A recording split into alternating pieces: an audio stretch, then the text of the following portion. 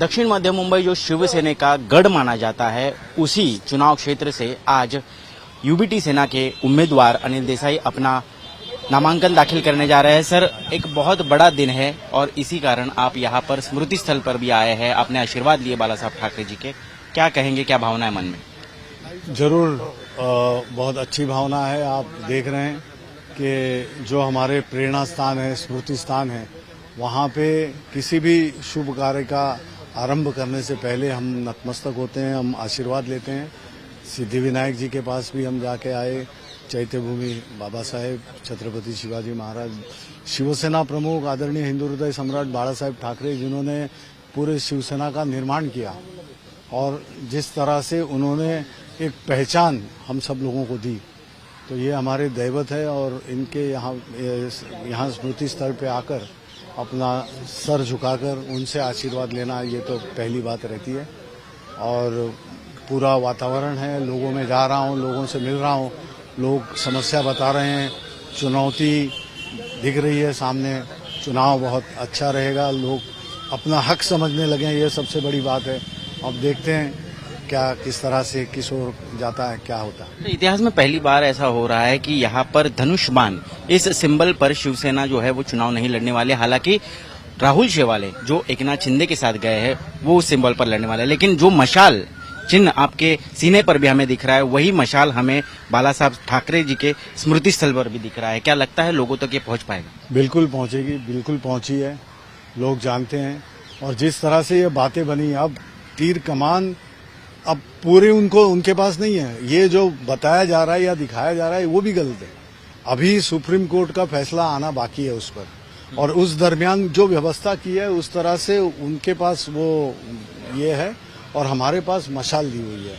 और मशाल ये हमारे लिए इतना शुभ संकेत ले आई है कि इससे पहले जो एक पेटचुनाव था, जो एक बाई इलेक्शन था, जहाँ पे हमारी लटके वहीनी जीत के आई थी, वहाँ से हमने शुरुआत तो की है। सो अब जो भी इलेक्शन रहेगा, जो भी चुनाव रहेगा, उसमें हमको अच्छा आशीर्वाद तो इस मशाल का और लोगों का मिलेगा। प्रधानमंत्री नरेंद्र मोदी महाराष्ट्र में तीसरे फेज के लिए प्रचार रैलीज के लिए यहाँ पर सहभागी हो रहे हैं। एक दिन में 3-3 रैलियां, ऐसी कई सारी रैलियां वो ले रहे हैं। अब की बार 400 पार नारा देने के बावजूद प्रधानमंत्री महाराष्ट्र में इतनी रैलियां क्यों ले रहे हैं? बस आपके सवाल में ही जवाब आ गया कि अगर इतनी सारी बातें हुई हैं या कहते आए हैं कि हम 300 पार 400 पार, तो इस तरह की जो रैलीज लेने की बात है, उसी से स्पष्ट होता है महाराष्ट्र जैसे राज्य में अब आप ही कहते हैं तो वो तो यहीं पे है और ले रहे हैं। प्रधानमंत्री होने के नाते उनको अधिकार है, वो वहाँ के उनके प्रमुख प्रचारक हैं, तो ये तो लोकतंत्र में दिया हुआ अधिकार है, वो उस हिसाब से प्रचार तो जरूर करेंगे। लेकिन लोगों की समस्याएं लोग जानना चाहते हैं, उनके बारे में हल क्या होगा ये जानना चाहते हैं।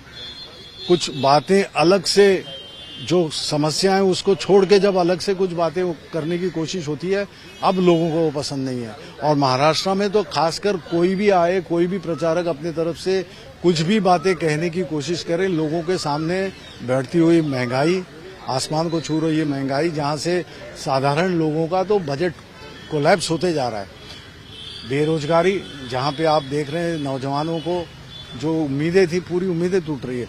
इस स्टेट में, इस राज्य में जहां जहां पे सरकारी नौकरियों की भर्ती का एक प्रक्रिया होती है, वहां पे पेपर लीकेज तो ऐसे होता है जैसे कभी किसी राज्य ने या किसी देश में ऐसा सुना ही नहीं था। तो शिक्षा की व्यवस्था वहां पे पूरी कोलैप्स है। आप देखेंगे स्वास्थ्य के बारे में, इंफ्रास्ट्रक्चर के बारे में, महिलाओं की सुरक्षा के बारे में, इस पर जो लोग चाहते हैं इस पे बात करें। महाराष्ट्र पर जो महाराष्ट्र में 2 साल पहले छल कपट हुआ, जिस तरह से षड्यंत्र हुआ, वो देखकर लोगों में काफी गुस्सा है, काफी लोगों की भावनाएं बहुत तेज है। उस पे बात न करते हुए आप अलग कहीं पे ले जा रहे हो, पटरी से अलग करके, तो वो अब लोग नहीं। आप लोकतंत्र में जो सबसे बड़ा अधिकार डॉक्टर बाबा साहेब आम्बेडकर जी ने संविधान द्वारा दिया हुआ है, उसकी पूरी जानकारी लोगों में पास है। लोग बहुत इससे वाकिफ है कि हमको क्या करना है, और इस बार वो उन लोग अपना हक, अपना फर्ज अदा करेंगे इस लोकतंत्र के, इस लोकसभा के चुनाव में, और दिखा देंगे कि किसकी जगह कहाँ है। धन्यवाद हमसे विस्तार में बातचीत करने के लिए। तो ये थे अनिल देसाई जो नामांकन भरने जा रहे हैं दक्षिण मध्य मुंबई से, और साथ ही साथ अरविंद सावंत जो दक्षिण मुंबई के उम्मीदवार है यूबीटी सेना के, वो भी इनके साथ उम्मीदवारी अर्ज जो है वो आज भरने वाले हैं। अब देखना ये होगा कि शिवसेना बनाम शिवसेना इस लड़ाई में आखिरकार किस शिवसेना की जीत होती है। कैमरा पर्सन किरण सपकाल के साथ मैं ऋत्विक भालेकर, मुंबई, आज तक। अनिल भाऊ देसाई आप आगे बढ़ो।